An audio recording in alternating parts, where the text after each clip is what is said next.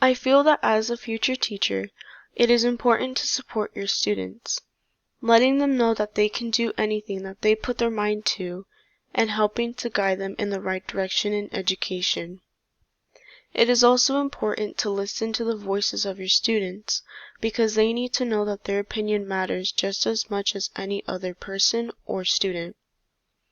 Their voice should be taken into consideration in the way that a teacher teaches a lesson.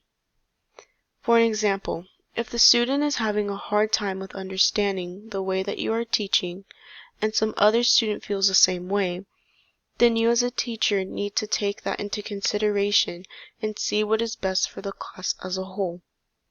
One student could be someone who is speaking on behalf of their peers.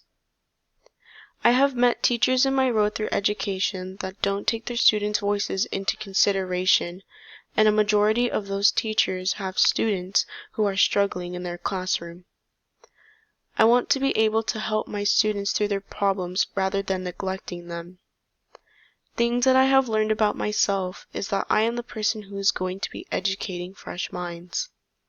Since I really want to teach elementary students, I will be one of the first educators that they have in their life, since I want to teach somewhere around kindergarten to 3rd grade, maybe even 5th grade in the future of me educating.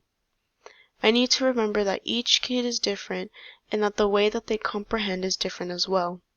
However, even though each student learns differently, that is no reason to treat them differently either. Each student should be treated with equal respect, and I want the students to also know that no matter who you are, you should also treat your peers with respect as well. Overall, this class was very helpful in many ways, and I feel that with all this information, I am now more comfortable for my future in education.